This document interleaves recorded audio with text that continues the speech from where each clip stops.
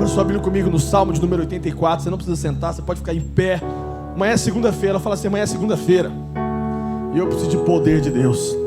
Quem precisa de poder? Pode abaixar um pouquinho agora, tá dando microfonia. Obrigado. Quem precisa de poder de Deus aqui? Poder para vencer. Amém? Poder para vencer. O Salmo de número 84, versículo de número 5, a Bíblia fala o seguinte: como são felizes os que em ti encontram força, e os que são peregrinos de coração, ao passarem pelo vale de Baca, fazem dele um lugar de fontes. Fala assim comigo: fazem dele um lugar de fontes. As chuvas de outono também enchem de cisternas, prosseguem o caminho de força em força, até que cada um se apresente a Deus em Sião. Vamos ler isso de novo. Como são felizes os que em ti encontram força. Aleluia. Fala comigo: força. Fala força. Fala poder. Pode se assentar. Fala assim: graças a Deus. Sabe, se eu pedir para levantar a mão aqui agora, gente, quem está passando por alguma adversidade em algum momento da sua vida, em alguma luta, alguma área da sua vida, se um ficar sem levantar a mão, eu queria que você orasse por mim, porque a minha vida é cheia de lutas também, a minha vida é cheia de adversidades também. Todos nós vivemos adversidades. Agora entenda uma coisa: nós precisamos aprender com Jesus, a convergir a pressão em poder. Fala assim comigo: toda pressão gera duas coisas: derrota ou poder. A pressão, ou ela te afunda, ou ela te levanta. Sabe, Jesus, ele sabia que nós passaríamos por aflições. Ele falou: se você está nesse mundo, você vai ter aflição, mas tem de bom ânimo, porque eu venci. Ou seja, ele já nos deu o direito de vencer, o poder de vencer, a força de vencer. Você não está sozinho. Você, ainda que por mais que esteja passando por adversidade, lutas, você não está sozinho. Até mesmo Jesus disse: você vai passar por aflição, você vai passar por luta, mas tem de bom ânimo. Levanta a sua cabeça, enxergue aquele que está à frente de você, enxergue aquele que te ordenou que vá, enxergue aquele que dá poder para você. Sabe, a Bíblia fala que nós temos a possibilidade de passar por um vale seco de lágrimas e desistir e fugir, mas também nós temos a possibilidade de passar por um vale seco de lágrimas e fazer dele um lugar de fontes. Fala assim comigo: meu deserto. Vamos, igreja, fala: o meu deserto vai ser lugar de fonte. Fala: o meu deserto vai ser lugar de água. Fala: o meu deserto vai ser o lugar aonde Deus vai jorrar as suas águas, as suas fontes. É no tempo de escassez que eu vou ver a bonança do Senhor. Sabe, a palavra do Senhor fala: como são felizes os que em ti encontram força, os que são peregrinos de coração, ao passar pelo vale de Baca. Agora, isso aqui é interessante, porque o vale de Baca é um vale seco, é um vale de deserto. Que o salmista está falando é sobre um lugar de escassez, um tempo de luta, um tempo de dificuldade. Todos nós temos adversidades, ainda que por um momento, ainda que por um dia, nós passamos por problemas. Mas entenda, a grande diferença, o que separa as nossas vidas no tempo da escassez, não é o tempo. Todos nós, rico, pobre, todos aqueles que vivem nessa terra, meros mortais, vão passar por tempos de Baca, por vales de desertos. Mas entenda, o que nos separa esse versículo é muito chave, é o que nós fazemos dele. Olha que interessante: ao passarem pelo vale, fazem dele lugar de fontes. Fala assim comigo, bate no seu peito e fala: eu tenho o poder. Vamos lá, gente, eu tenho a autoridade na minha vida de governo, de fazer do meu deserto o que eu quiser. Vocês estão entendendo o que eu estou falando? O que eu quiser. O deserto, o tempo de luta, o tempo de dificuldade, Deus colocou na sua mão o governo de fazer dele o que você quiser. O que para muitos o deserto é o sepultamento, para outros é o lugar de processo e de crescimento. O que para muitos o deserto é um lugar de morte, para outros eles fazem dele lugar de fonte. Fonte. Quem são esses?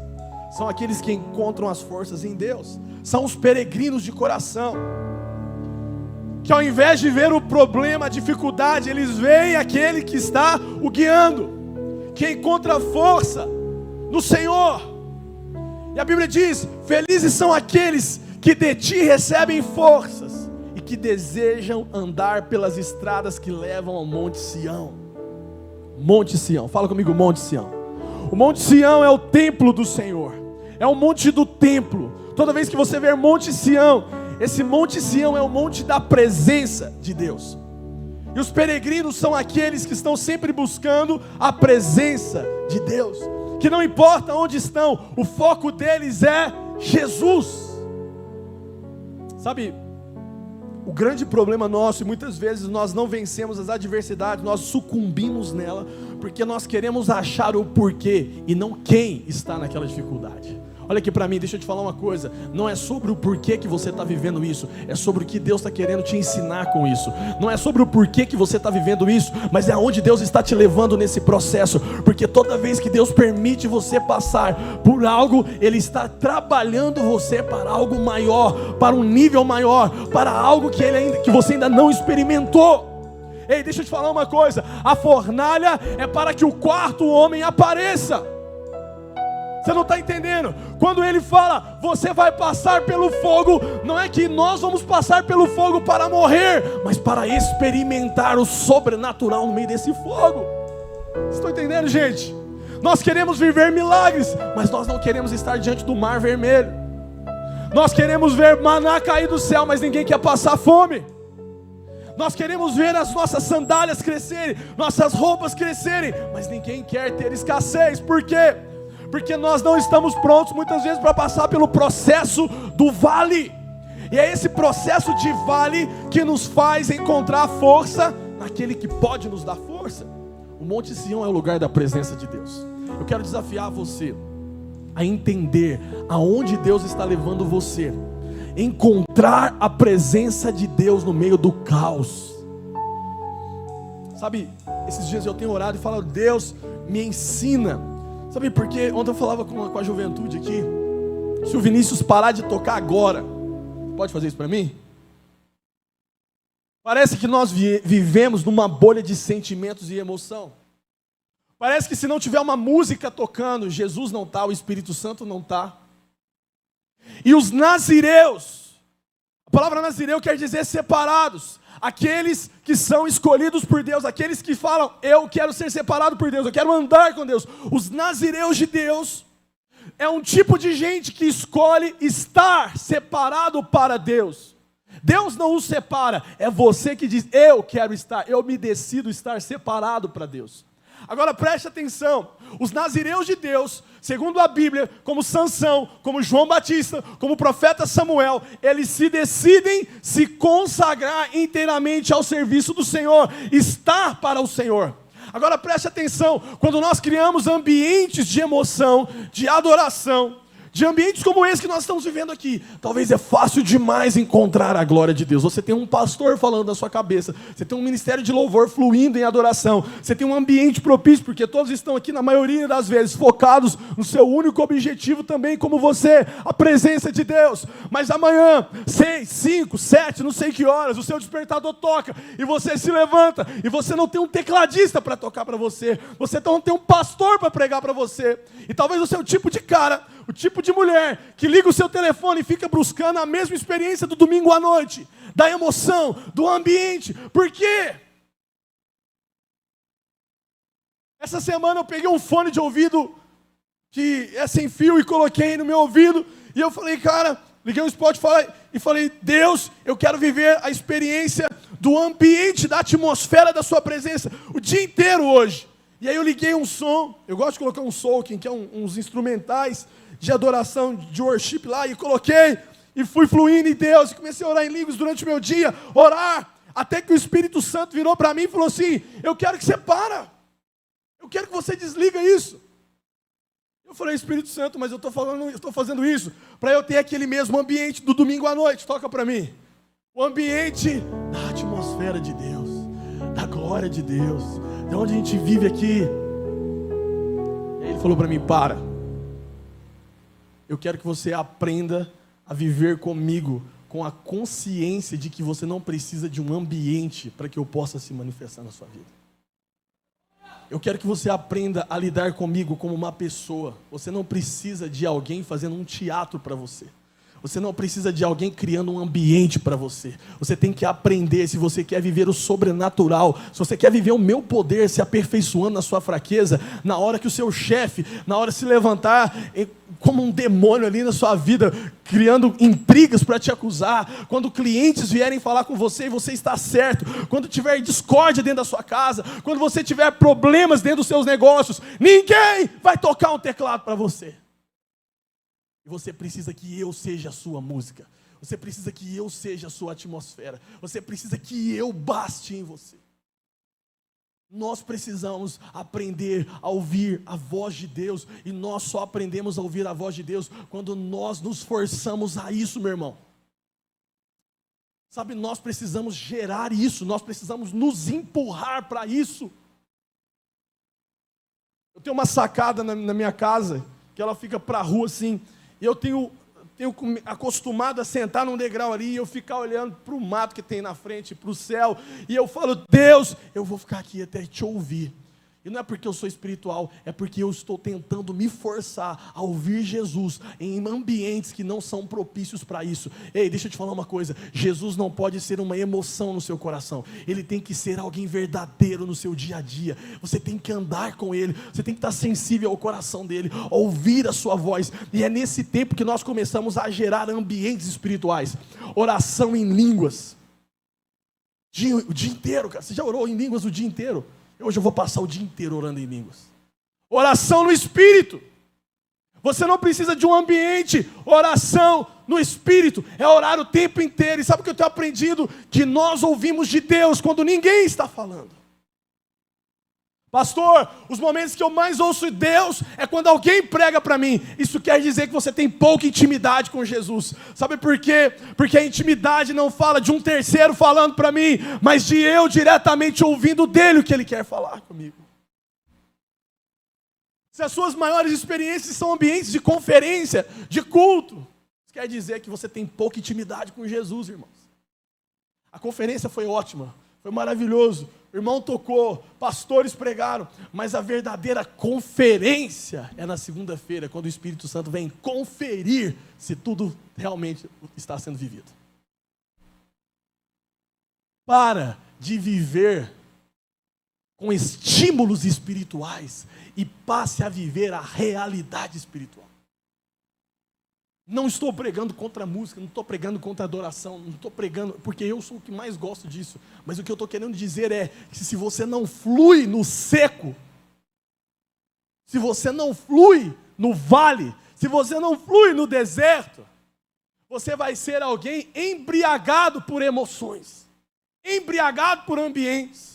E é muito fácil, com alguém tocando, a palavra sendo pregada, o ambiente sendo gerado, eu orar por você e você falar: sai daqui, cara, como Jesus estava lá. Mas na verdade Jesus estava só no seu arrepio. Ei, Jesus não é um sentimento, você não tem que sentir, você não tem que sair daqui emocionado, você tem que sair daqui crendo que amanhã, às 6, 7, 8 horas da manhã, Ele vai estar com você, Ele vai acordar com você. E sabe, eu não sei se você tem essa experiência, mas Ele quer te incomodar a dizer: ei, eu preciso conversar com você, eu preciso falar com você.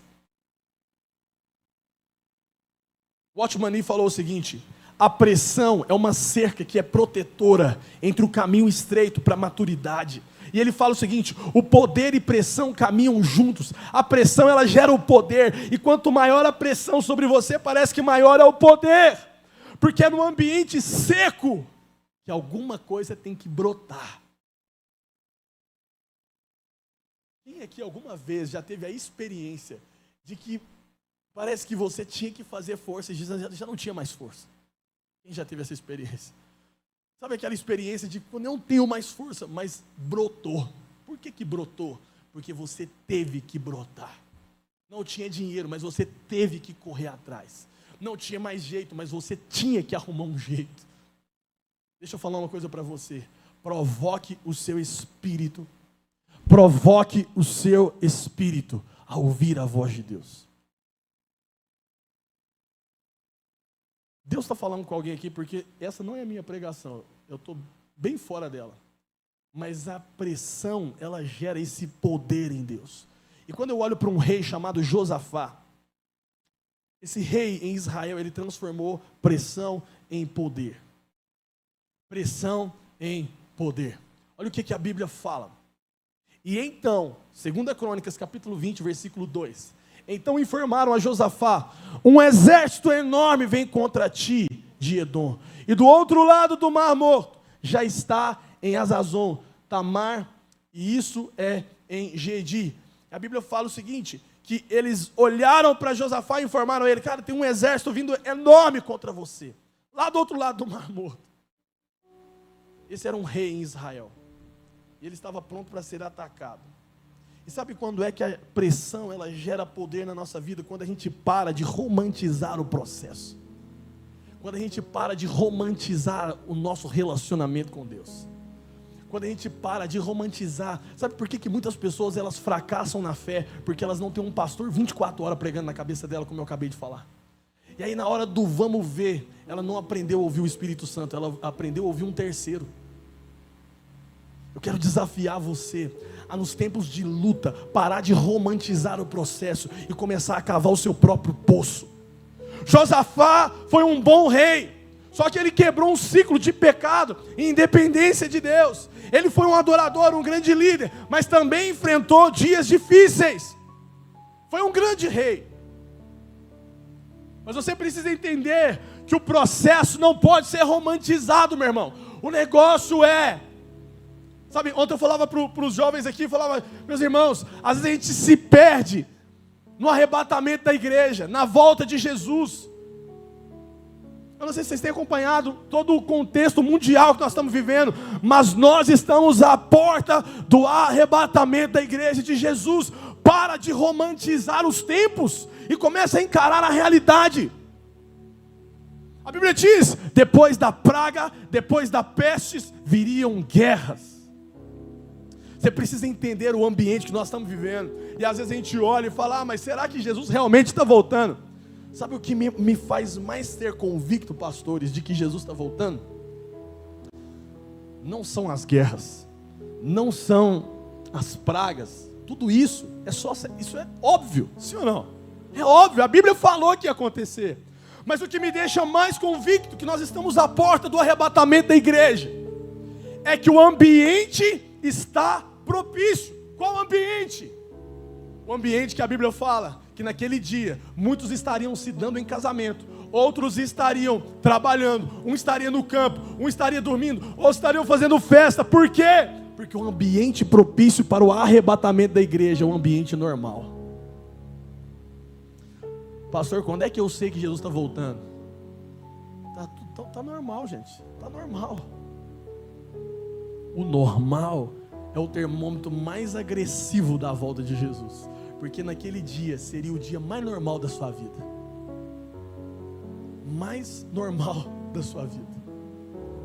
Tem gente que pensa que o Apocalipse, a volta de Jesus tá caindo míssil, tá não sei o que, Jesus está voltando. Não, é um ambiente normal, o mais normal possível.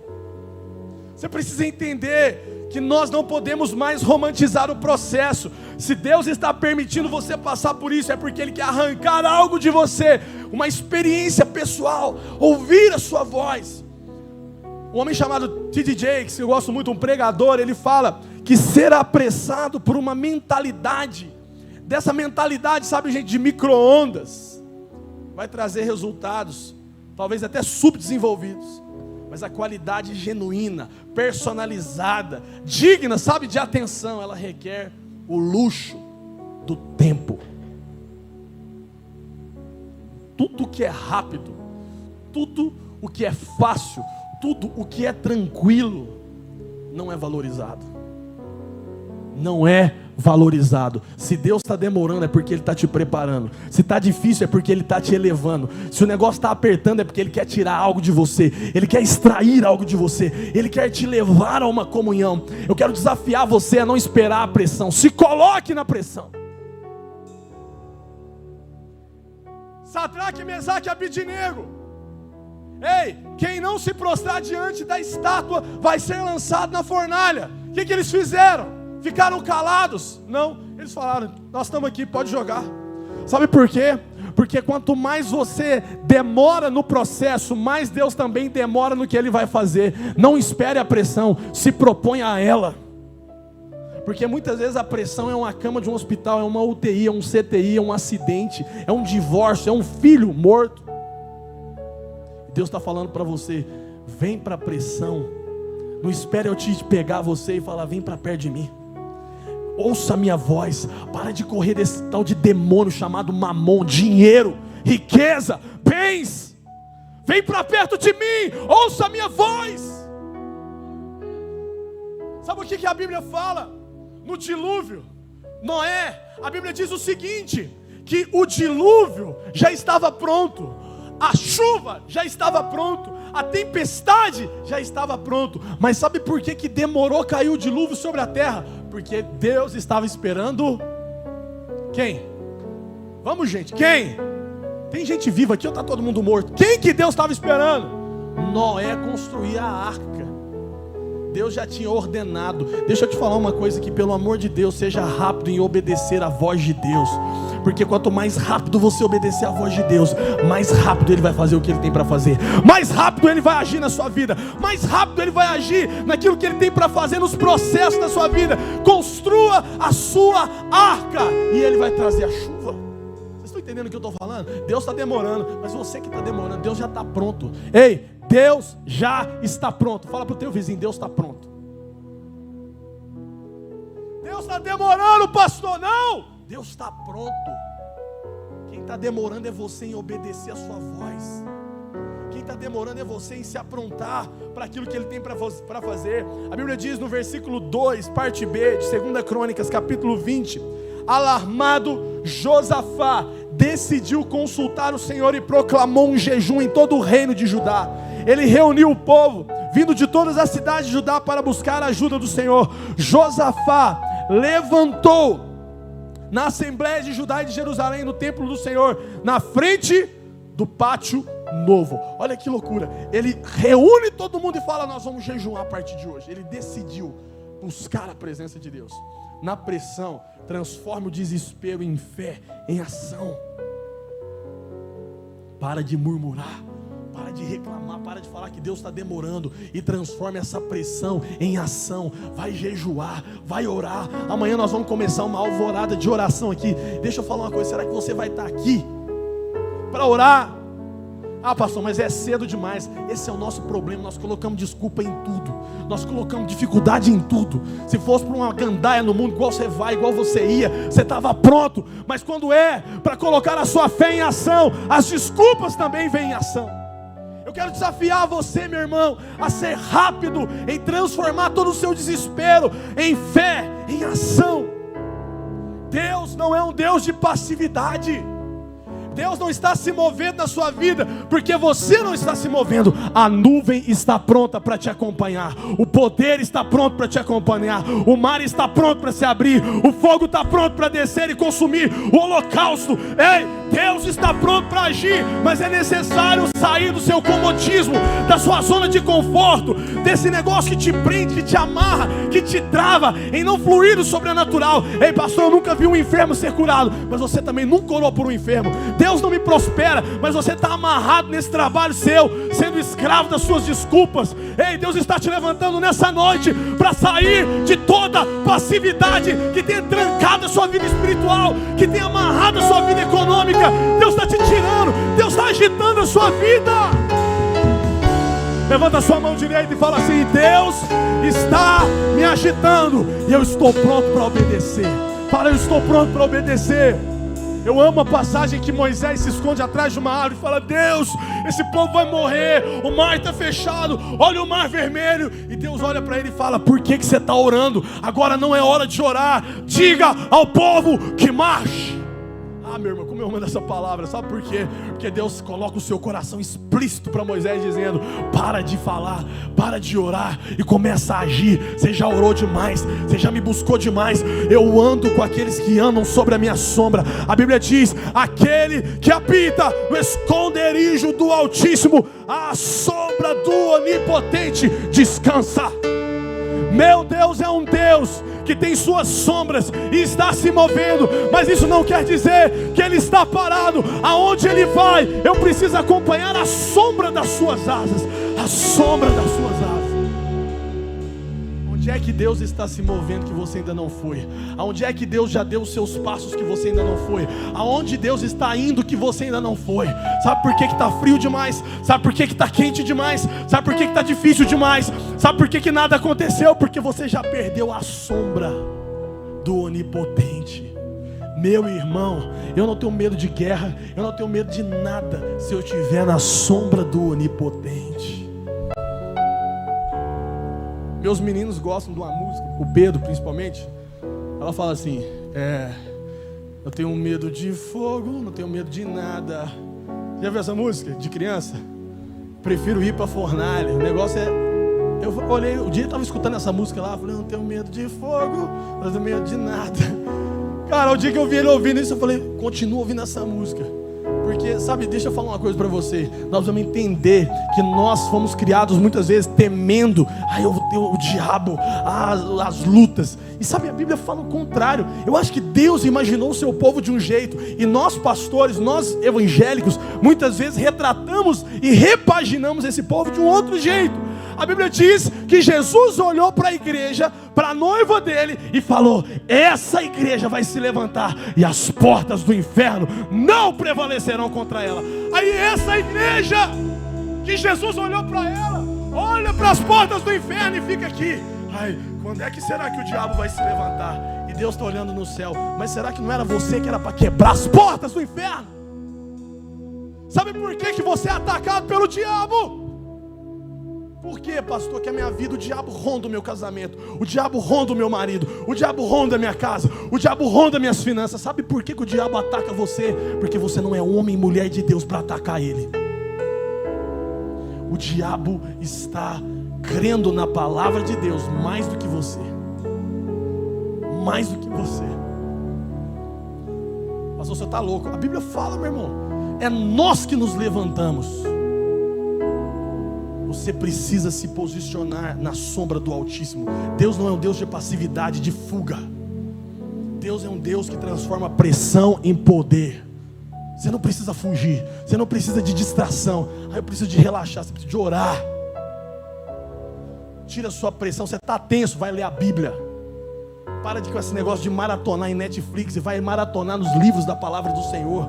Vai tirar tempo de oração. Larga esse WhatsApp seu que é só conversa fiada. Larga essa internet, larga esse Instagram e vai para a presença de Deus. Você não precisa de nada a não ser da presença de Deus.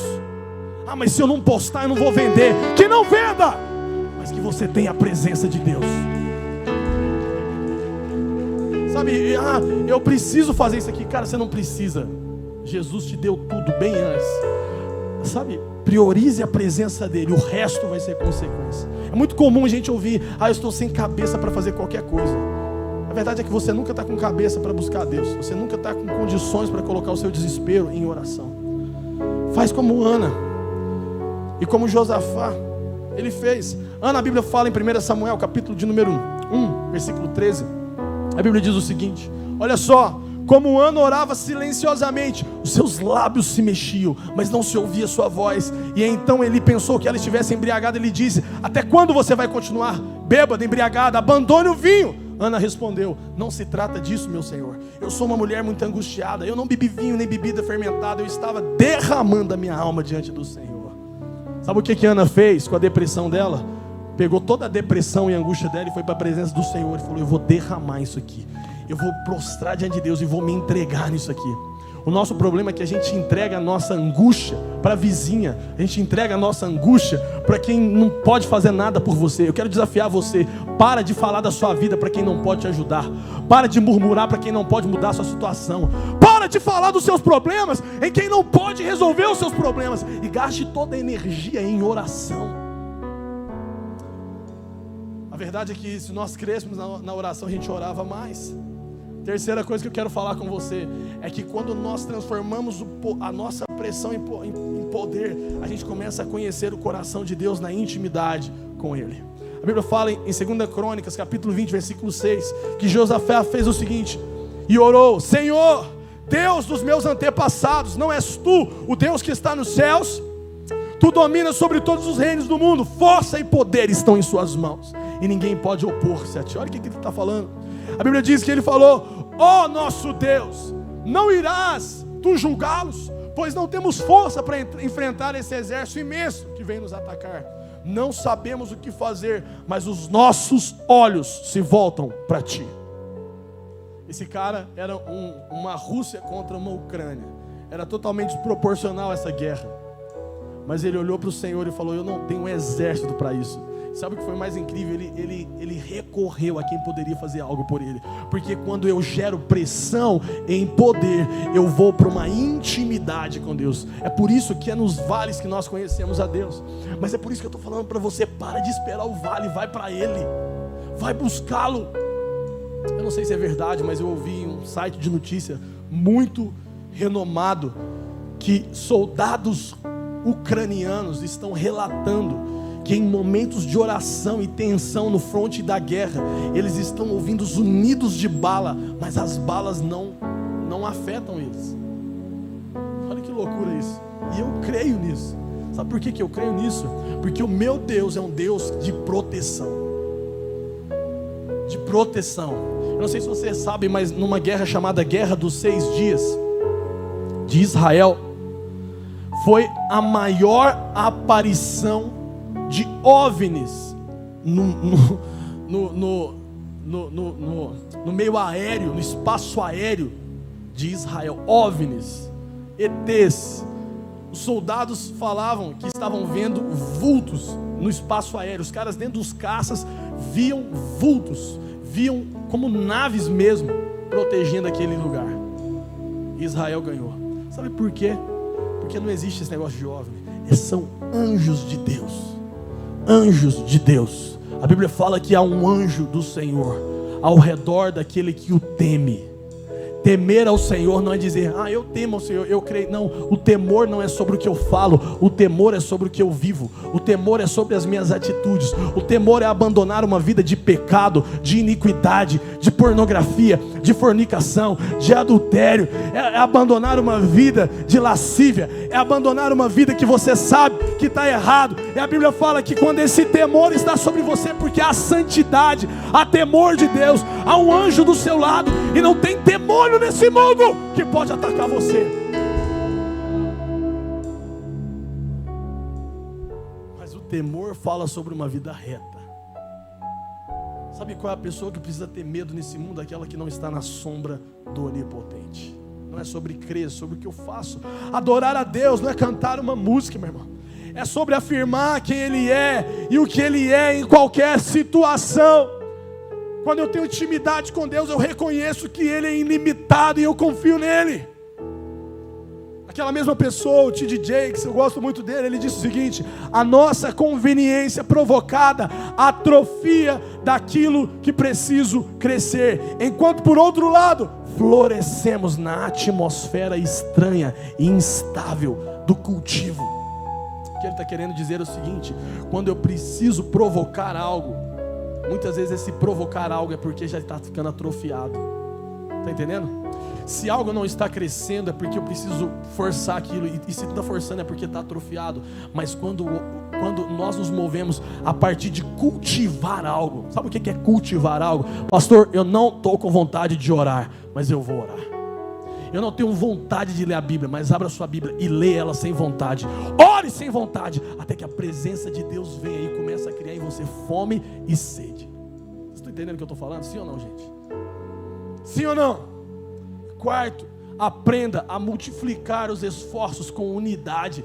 Quando é que eu gero pressão? Quando eu aprendo a multiplicar esforços com a unidade. Olha o que diz: todos os homens de Judá, com suas mulheres, seus filhos, até os de colo, estavam ali em pé diante do Senhor. Sabe por quê? Porque aquele rei entendeu que não é sobre simplesmente um coração se movendo, mas o propósito. Quando nos movemos por propósito, quando nos movemos em unidade, quando nós entendemos que é sobre o todo, a gente é dono de reclamar dos outros. Mas sabe quando é que os outros vão se mover no mesmo propósito que você? Quando eles veem você se movendo nesse propósito. Seja um provocador de unidade. Quem é você? Você é um divisor ou você é um cara que provoca unidade? Você é alguém que provoca divisão ou você é alguém que provoca unidade? O provocador de divisão é aquele que está sobre o interesse dele. Sabe o que é o interesse dele? Se for do meu interesse eu vou. Meu irmão, se tivesse amanhã distribuindo R$200 aqui, 6 horas da manhã, alvorada de oração, pegue seus R$200, aqui estava lotado. Sabe por quê? Porque se move por interesse próprio. Porque muitas vezes a oração para você não é real. Ei, eu oro para que Deus não te leve para a pressão. Irmãos, deixa eu falar uma coisa para você. Fica esperto, porque nós vamos viver tempos de guerra, tempos de pressão. E a Bíblia fala, a Bíblia diz, não sou eu, que o juízo do Senhor não vai começar pela prostituição dessa cidade. O juízo do Senhor não vai começar pela casa, pela zona de prostituição, pelo bar mais louco dessa cidade. Mas a Bíblia fala que o juízo do Senhor vai começar pela casa do Senhor. Na fila do juízo você é o primeiro. Eu sou o primeiro. Na fila do juízo começa nesse lugar aqui, até o último desse lugar aqui. Isso é muito sério, cara. Para de brincar de ser crente, para de brincar de ser evangélico, para de brincar de frequentar a igreja. Toma uma posição na sua vida hoje. Ou você é, ou você não é. Ou você está com Deus, ou você está fora de Deus. Toma um tipo, seja pelo menos uma vez na sua vida, decida, bênção ou maldição, céu ou inferno. Muda essa postura mais ou menos da sua vida e alinha essa vida sua. Até quando você vai ficar os outros vendo as pessoas tomarem ceia e não vai se batizar? Até quando você não vai ter coragem de entrar numa água e dizer: Deus, eu me arrependo dos meus pecados? Até quando você vai ser um escravo de pornografia, um escravo de prostituição, um escravo de sexo antes do casamento, um escravo, sabe, de uma vida promíscua, de mentira? Até quando? O evangelho não é para aqueles que não sabem o que querem, mas é para uma decisão real. Um homem chamado Leonard Ravenhill, que eu reconheço muito, de um livro chamado Porque Tarda o Pleno Avivamento, ele diz o seguinte: procura-se profetas do arrebatamento, profetas que vão dizer assim, diz o Senhor: ei, está na hora de nós nos levantarmos. Eu sou até meio chato, porque eu não consigo, às vezes eu vou pregar outra coisa, mas Deus sempre me gera muita preocupação. Enquanto eu olho para a igreja, e eu não falo só de vocês, eu estou falando da igreja, nós como igreja, e há tanta passividade. Eu estaria nesse banco desesperado se amanhã eu não estaria no inferno.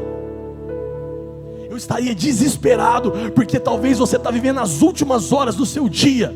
Você pode estar morto daqui 1 hora, daqui meia hora, e talvez a sua salvação não está garantida, porque não há uma decisão.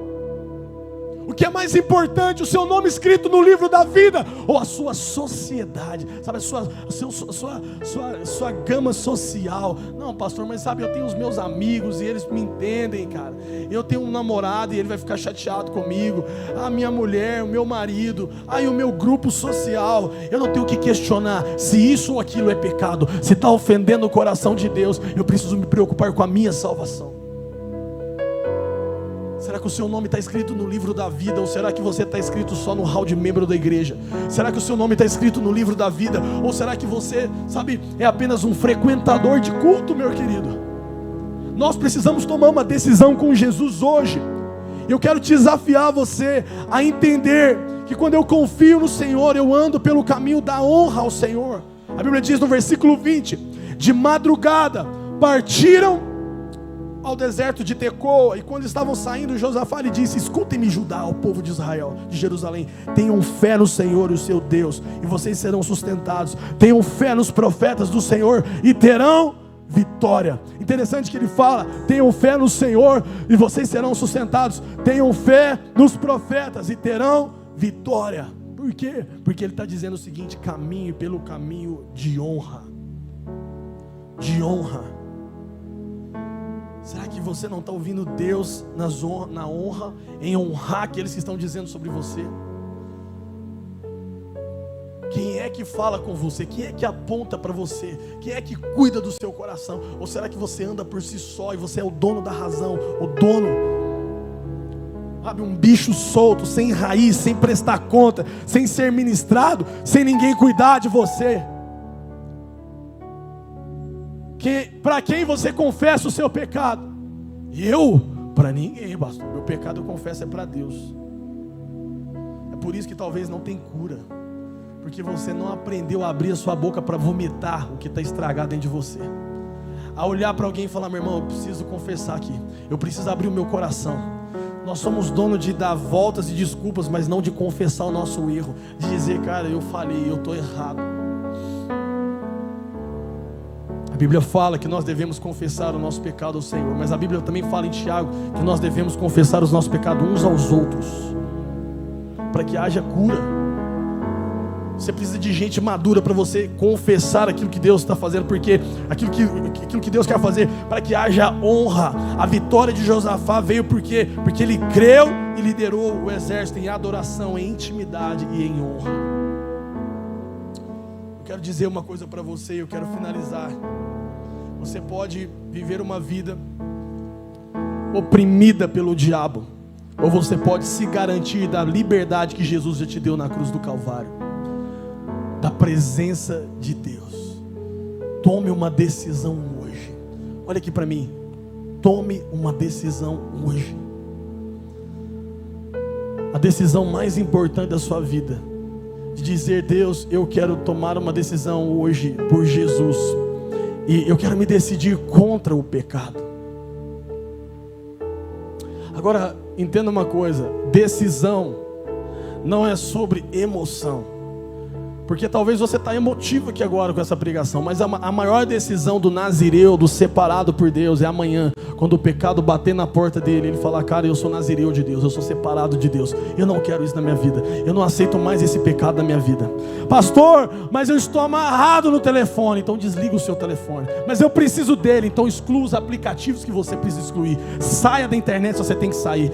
Cancele por um tempo tudo que você tem que cancelar. Você tem Netflix, então cancela sua Netflix por um tempo. É muito radical. É por isso que muitas vezes o inferno está mais cheio do que o céu, porque é muito radical. É por isso que o jovem rico, quando Jesus virou para ele e falou assim: você quer me seguir mesmo? Então pega tudo que você tem, vende e me segue. Sabe o que a Bíblia fala? Que aquele cara, aquele jovem, cumpridor das leis, a Bíblia fala que ele era cumpridor das leis, ficou triste, abaixou a sua cabeça e abandonou Jesus. Quantos jovens ricos que nós não temos nesse tempo de hoje? Eu não posso abandonar minha amante, eu não posso abandonar minha cervejinha do final de semana, minha boate, as meninas, os contatinhos, eu não posso abandonar meus amiguinhos, a galera, sabe, a galera que bate no seu ombro, e você continua sendo um frouxo, um miserável, um pobre de espírito, que não sabe tomar uma decisão contra o pecado, e você está conduzindo como sacerdote a sua família.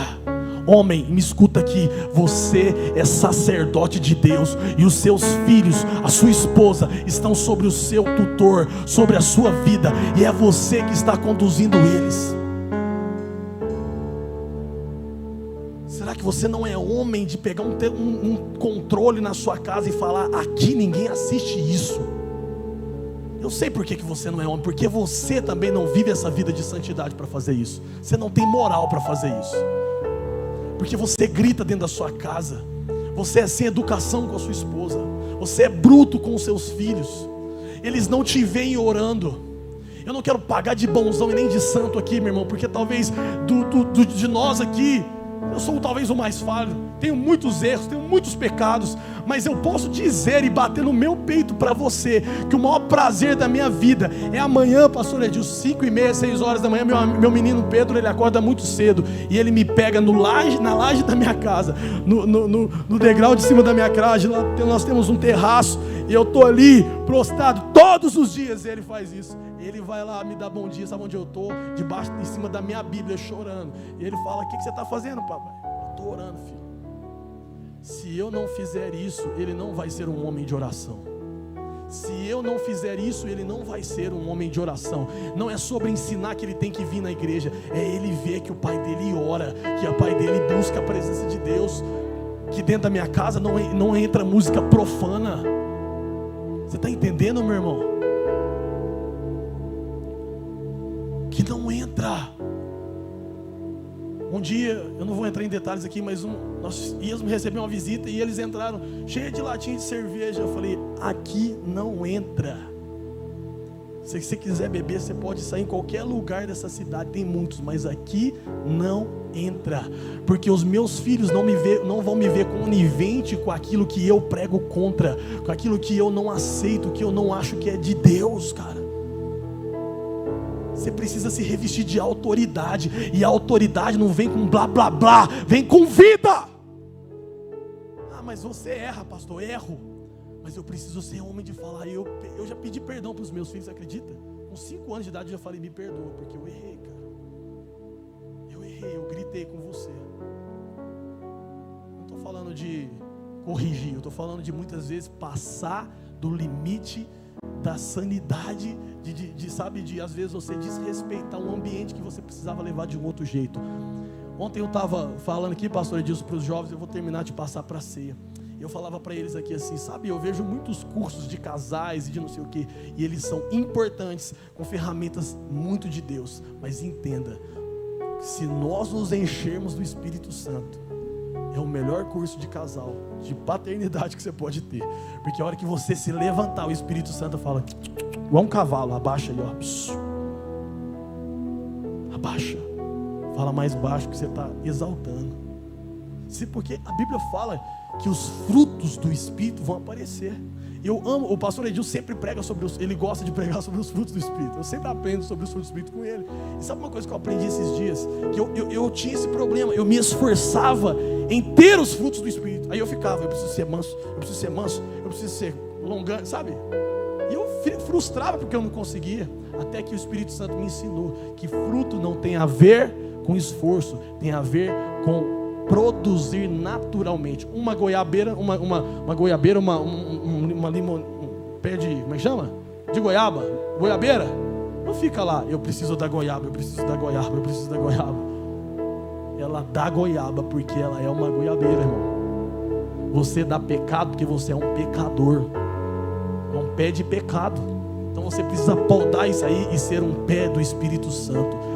Fruto do Espírito Santo é ser cheio do Espírito Santo. Eu produzo o que eu sou cheio. Está entendendo? Por que eu sou tão nervoso? Porque você é cheio da carne. Vai jejuar, vai ler a Bíblia, vai buscar o Espírito Santo e você vai ser cheio.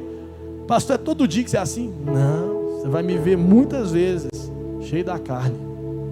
Mas é nesse momento que o Espírito Santo entra lá no fundo e fala assim: você está precisando converter aí, meu amiguinho. Você está precisando me buscar mais.